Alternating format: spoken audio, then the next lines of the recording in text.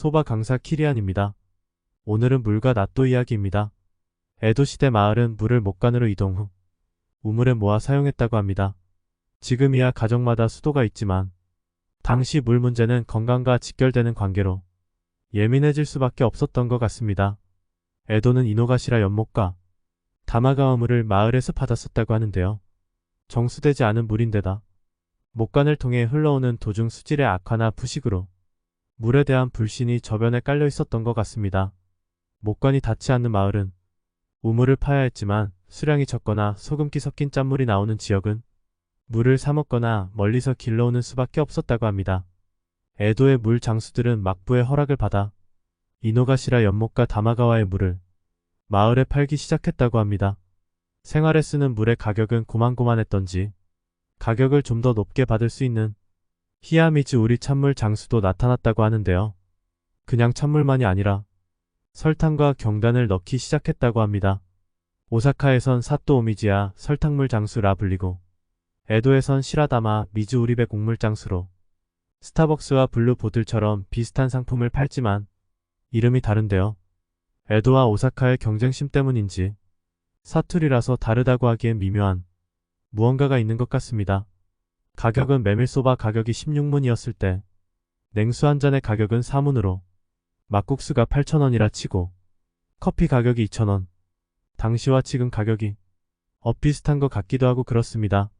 물론 냉수에 설탕 경단 추가하면 가격은 8에서 12문이 되고 지역에 따라 아주 더운 곳은 냉수 가격이 좀 더 비쌌던 것 같습니다.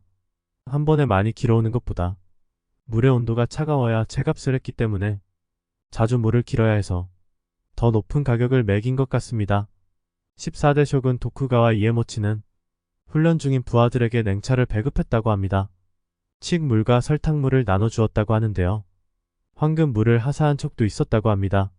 맑은 물에 황금을 넣고 끓인 물로 당시에는 영약의 효험이 있는 물로 믿었던 것 같습니다. 또 다른 에도의 행상 중엔 낫또 장수가 있었다고 합니다. 재미있는 점은 교토나 오사카는 가정에서 낫또를 만들었기 때문에 행상도 없었거니와 가게에서조차 낫또는 팔리지 않았다는 것 같습니다. 반면에 에도는 낫또 장수이 낫또 오낫또 하는 외침과 함께 아침이 찾아왔다고 하는데요. 두 종류의 낫또를 팔았다고 합니다. 밥 위에 얹어 먹는 낫또가 한 가지 있었고 또 다른 종류는 다다키 낫또라고 낫또와 야채 두부를 칼로 다진 후 삼각이나 사각형으로 모양을 낸 물건이었나 봅니다. 당시 낫또는 지금과 반대로 국물로 먹는 것이 일반적이었다고 하는데요. 만드는 방법도 간편했다고 합니다. 뜨거운 물이나 된장국에 다다키 낫또만 넣으면 바로 낫또국이 만들어지니 편리하게 먹을 수 있었던 것 같습니다. 당시 소빙기라 불릴 정도로 낮은 온도가 길게 이어졌던 시기였기도 해서 따뜻한 국물에 다다키 낫또가 인기였다고 합니다. 지금은 반대로 알낫또에 간장을 뿌려 먹는 것이 대세인데요. 화무시비롱이라 했던가요? 에도시대 다다키 낫또는 어느새 자취를 감추었다고 합니다. 간장은 맑은 감칠맛과 톡 쏘는 맛이었지만 당시 쯔유나 모든 양념의 중심에 있었던 된장의 아성을 무너뜨리기에는 역부족이었는데요. 구하기 어려웠다는 것이 첫 번째 이유였던 것 같습니다. 19세기 중반 에도 서민들의 손에 간장이 들어오기 시작하면서 지금처럼 밥 위에 올려먹는 알낫또로 인기가 옮겨가기 시작한 것 같습니다. 평균 기온도 소빙기를 탈출하기 시작한 때라 더운 날 먹는 뜨거운 국물에 다다키 낫또는 퇴출되기 더욱 쉬웠을 수도 있고 말이죠.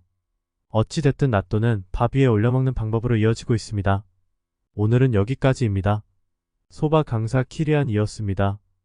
감사합니다.